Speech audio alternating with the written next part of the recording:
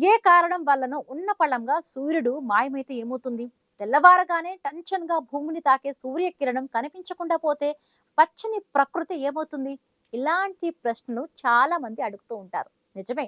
మనం నివసించే భూమి వివిధ అంతరిక్షపు ప్రభావాలతో పరిణమించింది.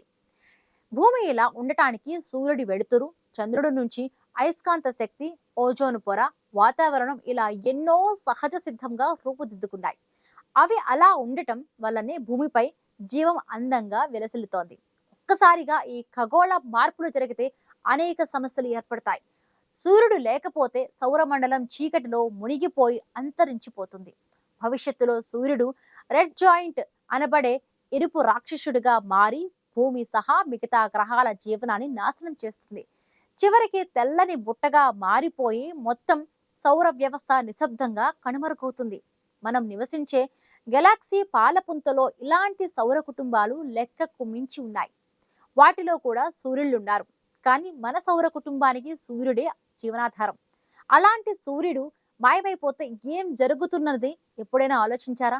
ఊహించడానికి కూడా కష్టంగా అనిపిస్తుంది కదా. కానీ చివరికి జరిగేది అదే అంటున్నారు శాస్త్రవేత్తలు. నిజానికి గత 4.6 బిలియన్ ఏళ్లుగా గ్రహాలను తన ఆకర్షణ శక్తితో చుట్టూ తిప్పుకుంటున్న ఈ మండే అగ్నిగోళం శాశ్వతం కాదని వారంటున్నారు. ఒక్కసారిగా సూర్యుడు మాయమైపోతే ఏం జరుగుతుందో ఊహించడం అటుంచితే సూర్యుడి సహజ మరణం ఎలా జరుగుతుందన్న విషయంపై శాస్త్రవేత్తలు చాలా స్పష్టంగా వివరించారు. ఇప్పుడు మనకు జీవనాడి అయిన సూర్యుడు తన జీవిత కాలపు మధ్య దశలో ఉన్నాడు.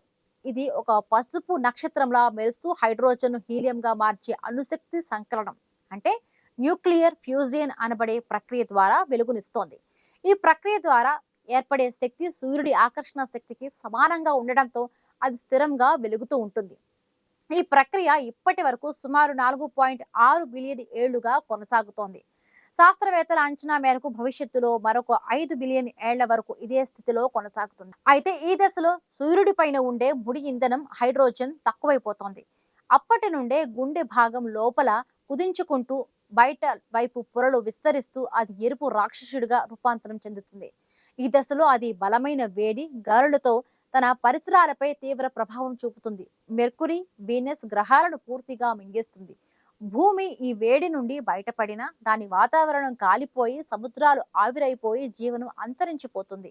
ఎరుపు రాక్షస దశ ముగిసిన తరువాత సూర్యుడు తన బాహ్య పొరలను ఓ వెలుగువంతమైన నెబ్యూలాగా విడిచిపెడుతుంది. చివరికి మిగిలినది మాత్రం ఓ తెల్ల బుట్ట నక్షత్రం లేదా వైట్ డార్ఫ్లా చాలా చిన్నదిగా ఇప్పుడున్న సూర్యునిలో సగం బరువును కలిగి చాలా ఘనమైన పదార్థంగా మిగిలిపోతుంది.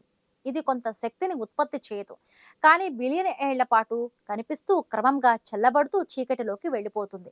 ఇదంతా ఇప్పటికిప్పుడు జరిగే విషయమేమీ కాదు. కానీ 1000 కోట్ల సంవత్సరాల తరువాత వైట్ డార్ఫ్ గా మారిన సూర్యుడు పూర్తిగా చల్లబడిపోతే గ్రహాల మధ్య ఆకర్షణ బలాలు క్రమంగా సడలిపోతాయి. సూర్యుని శక్తి లేకుండా గ్రహాల కక్షలు అస్థిరమవుతాయి.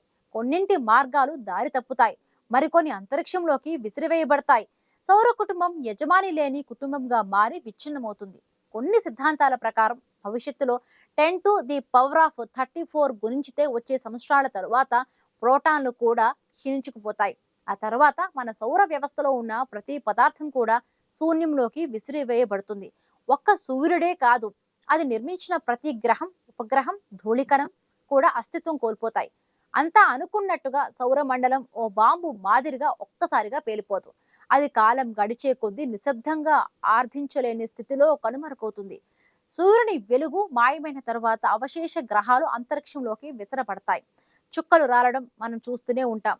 కానీ మన సౌర వ్యవస్థ మధ్యలో మనమంతా సూర్యుడిని పిలుచుకునే నక్షత్రం కూడా ఏదో ఒక రోజు అంతమవుతుంది. దానికి మరొక 500 కోట్ల సంవత్సరాల్లో సూర్యుడి మరణం తథ్యం అంటోంది బ్రిటన్లోని మాంచెస్టర్ యూనివర్సిటీకి చెందిన అంతర్జాతీయ ఖగోళ శాస్త్రవేత్తల బృందం. బ్రిటన్లో నేచర్ ఆస్ట్రోనమీ పేరుతో దీనిపై అధ్యయనం చేసిన ఆల్బర్ట్ జిల్లెస్ట్రా అనే ఒక రచయిత, ఒక నక్షత్రం అంతమైనప్పుడు దాని నుంచి చాలా గ్యాస్, ధూళి వెలువడుతుంది. దాన్ని ఎన్వలప్ అంటారు. ఈ ధూళి, గ్యాస్ సూర్యుడి మొత్తం ద్రవ్యరాశిలో సగభాగానికి చేరుకుంటుంది. ఈ ప్రభావం నక్షత్రాల న్యూక్లియస్ పైన కూడా పడుతుంది. న్యూక్లియస్ దీని సంపర్కంలోని వచ్చినప్పుడు అవి కూడా మెల్లమెల్లగా బలహీనమైపోయి నక్షత్రం మరణిస్తుంది. అధ్యయనం పూర్తయ్యే ముందు వరకు సూర్యుడికి కూడా ఇలా జరుగుతుందనే విషయం శాస్త్రవేత్తలకు కూడా ఖచ్చితంగా తెలియదు.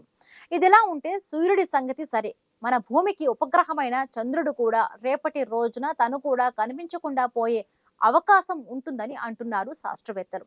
ఏటా 3.78 సెంటీమీటర్లు చొప్పున ఇప్పటికే భూమి నుండి దూరంగా జరగడం ప్రారంభమైంది. మరి ఏ రోజుకైనా చంద్రుడు మనకు కనిపించకుండా పోతే భూమిపై ఎలాంటి పరిణామాలు సంభవిస్తాయన్నది కూడా ఆసక్తికరంగా ఉంటుంది. మీకు తెలుసా? భూమి మీద సముద్రపు నీటిపైన చంద్రుడి గురుత్వాకర్షణ పనిచేస్తుందని చెబుతున్నారు. నిజానికి చంద్రుడు భూమిలో ఒక భాగమేనన్న అంచనాలు ఉన్నాయి. అయితే దీనికి స్పష్టమైన సమాధానం లేదు. చంద్రుడు ఎలా ఆవిర్భవించాడన్న అంశంపైన అనేక సిద్ధాంతాలు ఉన్నాయి. అనేక మంది శాస్త్రవేత్తలు అనేక సిద్ధాంతాలు ప్రతిపాదించినప్పటికీ ఎక్కువ మంది ఆమోదించిన సిద్ధాంతం ఒకటి ఉంది. సౌర కుటుంబం ఏర్పడిన సమయంలో, అంటే సుమారు 450 కోట్ల సంవత్సరాల కిందట, కుజుడి పరిమాణంలో ఉండే వస్తువు ఒకటి భూమిని బలంగా ఢీకొట్టింది. దానివల్ల భూమి చుట్టూ ఒక ధూళి మేఘం ఏర్పడి అందులోని శిలలు, ఆవిరి, ఇతర పదార్థాలన్నీ ఏకమై చంద్రుడిగా ఆవిర్భవించాయని శాస్త్రవేత్తలు చెబుతున్నారు. చందమామ రోజు రోజుకు భూమికి దూరంగా జరుగుతోందన్నది నిజం. అది పూర్తిగా భూమిని వదిలేసి వెళ్ళిపోవడానికి కొన్ని వందల సంవత్సరాలు పడుతుంది. కానీ రోజు రోజుకు జాబిల్లి దూరం అవుతూ ఉండటం మాత్రం నిజం. అప్పట్లో చందమామ భూమికి జస్ట్ 22,500 కిలోమీటర్ల దూరంలోనే ఉండేదని అంచనా. ఇప్పుడు అదే చంద్రుడు 4,02,336 కిలోమీటర్ల దూరంలో ఉంది. దీన్ని బట్టే చందమామ క్రమంగా భూమికి దూరంగా జరుగుతోందనే సిద్ధాంతం వచ్చింది. మన గోర్లు ఎంత వేగంగా పెరుగుతాయో అంతే వేగంగా భూమికి చంద్రుడు దూరంగా వెళుతున్నాడు. చంద్రుని ఆకర్షణ శక్తి భూమి దాని అక్షం మీద ఉండేందుకు కారణమవుతోంది. ఒకవేళ చంద్రుడు లేకపోయినట్లయితే భూమి అక్షం మీద నిలిచే విధానంలో తేడా వచ్చి భూమి కదలికలలో తేడా వచ్చే అవకాశం ఉంటుంది. ఇక అలాంటి సందర్భాల్లో ఋతువులలో అనేక మార్పులకు అవకాశం ఉంటుంది. సముద్రపు ఆటుపోట్లలో కూడా వైవిధ్యం ఉంటుంది. రోజు నిడివి కూడా మారవచ్చు. అసలు భూమి భూమిలా ఉందంటే దానికి కారణం చందమామే. అదే లేకపోతే భూమి తిరిగే వేగంలో మార్పులు వస్తాయి. చంద్రుడు తన చేజారకుండా భూమి కంటిన్యూగా తన ఆకర్షణ శక్తితో లాగుతూనే ఉంది. అదే సమయంలో ఇతర గ్రహాల నుంచి వచ్చే ఆకర్షణ కారణంగా చందమామ భూమి నుండి దూరం అవుతోంది. చందమామ వల్లే భూమిపై సముద్ర అలలు వస్తున్నాయి. అది లేకపోతే అలలే ఉండవు. చందమామ దూరం జరుగుతున్న కొద్దీ భూమి తన చుట్టూ తాను తిరిగే వేగం పెరుగుతుంది. మూన్ లేకపోతే రోజుకు 24 గంటలు కాకుండా 6 నుండి 8 గంటలు మాత్రమే ఉంటాయని అంటారు పరిశోధకులు. చందమామ ఆకర్షణ శక్తి వల్లే భూమి 23.5 డిగ్రీలు పక్కకు వంగి ఉంటుంది. అందువల్లే భూమిపై ఋతువులు ఏర్పడుతున్నాయి. ఎండాకాలం, వానాకాలం, చలికాలం అన్నింటికీ కారణం చందమామే. చందమామ లేకపోతే అలలు ఉండవు కాబట్టి ఆటోమేటిక్గా భూమి 3-4 రెట్లు ఎక్కువ వేగంతో తిరుగుతుంది. ఇది మనకు షాకింగ్ న్యూస్. అంత వేగంతో తిరిగేటప్పుడు పక్షులు, కీటకాల వంటివి బతికే ఛాన్స్ ఉండదు. సముద్రాల్లో చేపలు, ఇతరత్ర జీవులన్నీ చనిపోతాయి. ఎందుకంటే అవి సముద్రాల కదలికల వల్లే జీవిస్తూ ఉంటాయి. అలల వల్ల వాటికి ఆహారం, ఆక్సిజన్ వంటివి లభిస్తాయి. అవే లేకపోతే ఇక ఆ ప్రాణుల మనుగడ ఉండదు. భూమి వేగం పెరిగినప్పుడు గాలుల వేగం కూడా పెరుగుతుంది. భరించలేని ఇసుక తుఫాన్లు వస్తాయి. ఎప్పుడైతే చందమామ ఉండదో భూమిపై సీజన్లు ఉండవు. ఎప్పుడూ ఎండే ఉంటుంది. పైగా భూమి తిరిగే వేగం పెరిగిపోవడం వల్ల సముద్రాల్లో సునామీలు వచ్చి తీర ప్రాంతాలు, నగరాలు, సముద్రాలు నీటిలో మునిగి తేలుతాయి. భూమిపై ఉండే జీవరాశులు, చెట్లు, అడవులు కూడా తీవ్ర ఎండల వల్ల మాడిపోతాయి. కార్చిచ్చులు సంభవిస్తాయి. ఉష్ణోగ్రతలు బాగా పెరిగిపోయి చివరకు భూమి నివాసయోగ్యం కాకుండా పోతుంది. విపరీతమైన వాతావరణ మార్పులు వస్తాయి. ఆ తర్వాత అంటార్కిటికా, ఆర్కిటిక్ మంచు మొత్తం కరిగిపోయి సముద్ర మట్టాలు విపరీతంగా పెరుగుతాయి. తద్వారా మనుషులు నివసించడానికి సరిపడా భూమి అన్నదే లేకుండా పోతుంది. అందుకే మన జీవనం సజావుగా సాగాలంటే సూర్య చంద్రుడు ఇద్దరు అవసరమే. ఏ ఒక్కరూ లేకపోయినా అనర్థాలు తప్పవు.